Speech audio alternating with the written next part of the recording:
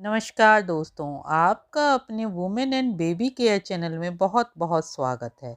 आज मैं आप सभी के साथ पीसीओडी या पीसीओएस के आहार की विस्तृत जानकारी लेकर आई हूँ कि इसमें आपको क्या खाना चाहिए और क्या नहीं खाना चाहिए। इससे पहले यदि आपने मेरे चैनल को अभी तक सब्सक्राइब नहीं किया है तो प्लीज़ सब्सक्राइब करें और वीडियो को अंत तक देखने के बाद लाइक, शेयर और कमेंट करना बिल्कुल भी ना भूलें। चलिए बिना देरी किए वीडियो को शुरू करते हैं। जिन महिलाओं को पीसीओएस या पीसीओडी की समस्या है, उन्हें अपने आहार का विशेष ध्यान रखना चाहिए, क्योंकि आहार के आधार पर ही हम अपनी इस समस्या से निजात पाने में बहुत आसानी से निपट सकते हैं। और ये बहुत ही ज़्यादा फ़ायदा देता है कि आप अपने आहार को सुधारें। ये अब मैं आप सभी के साथ एक एक करके डिटेल पूर्वक बताऊंगी कि इसमें आपको क्या खाना चाहिए और क्या नहीं खाना चाहिए। आपको अपने भोजन में क्या क्या चीज़ें शामिल करनी चाहिए। पीसीओएस से ग्रसित महिला में डायबिटीज़ का खतरा बहुत ज़्यादा बढ़ जाता है, यानी 2 गुना के बजाय 4 गुना खतरा ज़्यादा होता है। इसलिए साबुत अनाज में उच्च मात्रा का फाइबर होता है, जो कि इंसुलिन के स्तर को नियंत्रित करने में मदद साबित करता है। यानी हमें साबुत अनाज को अपने भोजन में ज़रूर शामिल करना चाहिए। इसमें आता है ब्राउन राइस, गेहूँ या गेहूँ से बना पास्ता, होल व्हीट ब्रेड, ज्वार, बाजरा, रागी आदि सभी साबुत अनाज में आते हैं। इसका सेवन करने के बाद कार्बोहाइड्रेट देर से पचता है, जिससे खून में शर्करा यानी चीनी की धीमी गति से रक्त में पहुंचती है और रक्त शर्करा का स्तर अचानक या तेज़ी से नहीं बढ़ता। इसलिए हमें सबसे ज़्यादा ज़रूरी है कि हम अपने आहार में साबुत अनाज को ज़रूर शामिल करें। अब नंबर 2 है वो चीज़ें जो इंसुलिन लेवल को ठीक रखेंगी। वो क्या क्या हैं, उनका हमें कैसे सेवन करना है। अपने आहार में मेथी, दालचीनी और मोरिंगा लीव्स यानी सहजन के पत्ते ज़रूर शामिल करें। कई अध्ययनों के अनुसार ये भोज्य पदार्थ इंसुलिन की सेंसिटिविटी को बढ़ाने में और इंसुलिन रेसिस्टेंस को कम करने में मदद करते हैं। यानी ये मेथी, दालचीनी और मोरिंगा ये अपने भोजन में आप किसी भी अनुसार लें, लेकिन इनको अपने भोजन में ज़रूर शामिल करें। नंबर 3, पानी की मात्रा ज़्यादा रखें।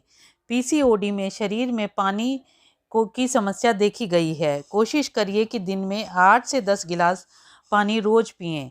यदि आप सादा पानी नहीं पी सकते तो नींबू पानी या अदरक वाला पानी, रोज़मेरी वाला पानी आप अपने डेली रूटीन में इन सभी को ज़रूर शामिल कीजिए। नंबर 5, आयरन की मात्रा ठीक करें। माहवारी के दौरान ज़्यादा रक्तस्राव के कारण आयरन की कमी के आसार बढ़ जाते हैं।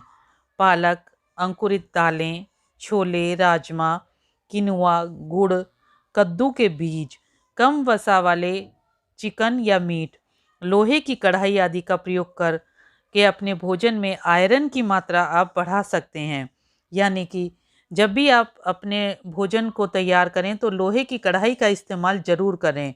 इससे आयरन की मात्रा आपके शरीर में ठीक रहेगी। नंबर 6, फाइबर युक्त आहार।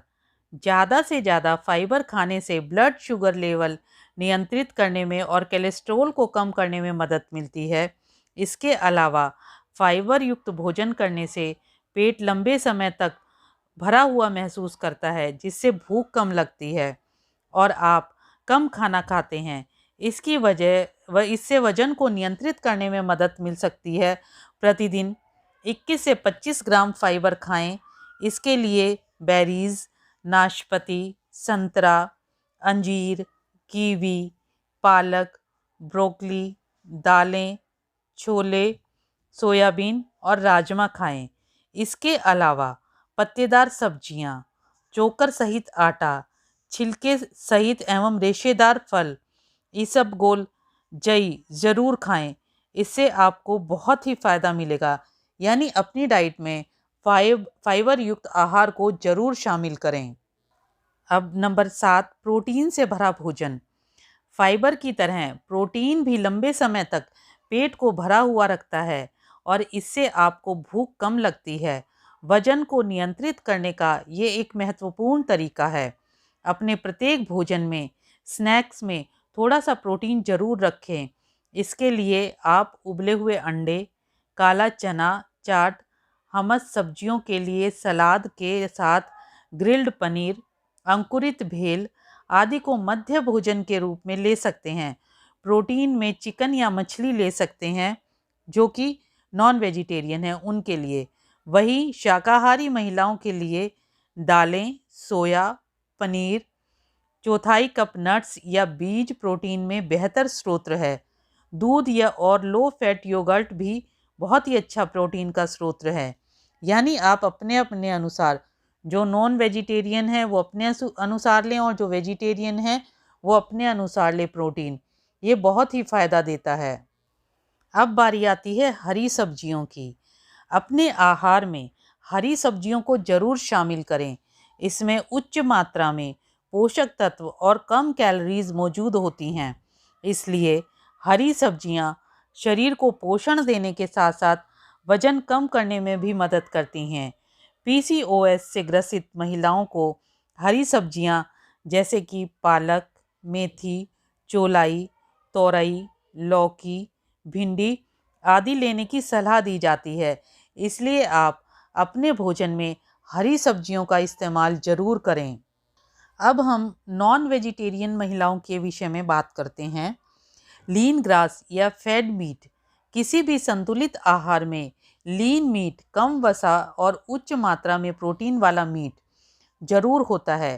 पीसीओडी से ग्रसित महिलाओं के लिए लीन मीट बहुत ही फायदेमंद होता है।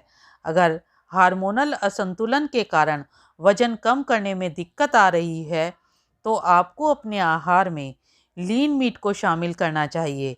आहार में वसा की मात्रा का ध्यान रखने जितना ज़रूरी है, ऑर्गेनिक मांस का सेवन करना, नॉन ऑर्गेनिक मांस का सेवन करना।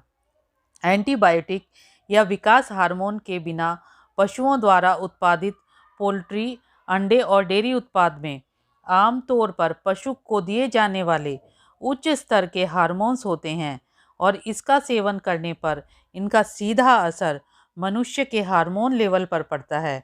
वहीं दूसरी ओर ऑर्गेनिक मांस में पशु हार्मोन का स्तर काफ़ी कम होता है। इसलिए हार्मोन्स के असंतुलन की स्थिति में ये फ़ायदेमंद होता है। यानी आप ऑर्गेनिक मांस का सेवन करें। यानी जो पशु को भोजन दिया जाता है आप उसका भी ध्यान दें। लोकल और मौसमी फलों को और सब्जियों को अपने भोजन में ज़रूर शामिल करें। बिना मौसम के फल और सब्जियां पर केमिकल का छिड़काव होता है, इसलिए कोल्ड स्टोरेज में रखे गए फल और सब्जियों को कम मात्रा में लें और जो मौसमी फल हैं उनमें पोषक तत्व काफ़ी प्रचुर मात्रा में पाए जाते हैं, उनको लें। घर पर बना खाना खाएं। इसमें आप कैलोरी और सोडियम से बच सकते हैं, इसलिए आपको वज़न कम करने में भी बेहद मदद मिलेगी। इसलिए कम कैलोरीज वाला खाना खाएं। मीठे की तलब के लिए फलों का सेवन करें। जिन महिलाओं को डायबिटीज़ है, जब उनको मीठे की तलब लगे या वैसे भी जिनका वज़न बढ़ा हुआ है उनको मीठे की तलब लगे तो इसके लिए आप फलों की सहायता लें। इसके लिए आप पपीता, सेब, खरबूजा, खजूर जैसे फलों का इस्तेमाल कर सकती हैं। इसलिए मीठे की तलब लगने पर मीठे को अवॉइड करके आप फलों पर डिपेंड हो जाइए। आप जब भी कोई चीज़ लें, कोई पैकेट वाली चीज़ लें तो उसके न्यूट्रिशंस लेवल ज़रूर पढ़ें। कोई भी पैकेट वाली वस्तु लेने से पहले उस पर लिखी न्यूट्रिशन लेबल ज़रूर पढ़ें। Carbohydrate, sugar, trans fat, sodium आदि की मात्रा को देखकर ही आप उस सामान को खरीदें। हर चीज़ के प्रति यदि आप अलर्ट रहते हैं तो आप अपने वज़न और अपनी पीसीओडी की समस्या को बहुत दूर कर सकते हैं। अब हम जानते हैं कि हम क्या ना खाएं। खाद्य पदार्थों में हाई ग्लाइसेमिक इंडेक्स होता है जिसका सीधा संबंध इंसुलिन के ज़्यादा उत्पादन और डायबिटीज़ से होता है। जैसा कि हमने पहले भी बताया है कि पीसीओएस से ग्रस्त महिलाओं में डायबिटीज़ का खतरा ज़्यादा रहता है, इसलिए इन्हें अपने आहार में हाई जीआई फूड्स कम से कम करें। अधिक संसाधित खाद्य पदार्थों में बिस्किट, केक, पैकेट बंद मीट के अलावा रिफाइंड कार्बोहाइड्रेट्स जैसे कि मैदा, चीनी, शहद, सफ़ेद आलू, वाइट ब्रेड एवं सफ़ेद चावल, मिठाइयाँ, juice, packet, sugar syrup, cold drink आदि शामिल हैं। यानी आप ये अपने भोजन में कभी भी शामिल ना करें। इनसे एक दूरी बनाए रखें। दूसरा है बैड फैट। जिन खाद्य पदार्थों में सैचुरेटेड और ट्रांस फैट है वो भी पीसीओएस में नुकसानदायक होते हैं। इनमें क्रीम, चीज़ और वसा युक्त लाल मीट और तला हुआ भोजन शामिल है। पैकेट वाले नमकीन, चिप्स, पिज्ज़ा, बर्गर आदि हैं। ये नुकसानदायक वसा शरीर में एस्ट्रोजन के उत्पादन को बढ़ा देते हैं, जिससे पीसीओएस के लक्षण और ज़्यादा दिखाई देने लगते हैं। इसकी वजह से महिलाओं का वजन भी बढ़ सकता है, जिसके कारण पीसीओडी के इलाज में और भी दिक्कतें आने लगती हैं। यानी आप बैड फैट को अवॉइड करें। अब बारी आती है सोया उत्पाद की। पीसीओएस से ग्रस्त महिलाओं में एस्ट्रोजन का स्तर सामान्य से ज़्यादा हो जाता है। सोया उत्पाद एस्ट्रोजन के स्तर को बढ़ा सकते हैं, इसलिए पीसीओएस के मरीजों को सोया उत्पादों का सेवन कम से कम करना चाहिए। यानी आप सोया उत्पाद को कम से कम अपने भोजन में शामिल करें। अब बारी आती है जंक फूड की। आप अपने डेली रूटीन में जंक फूड को एकदम ना कह दीजिए।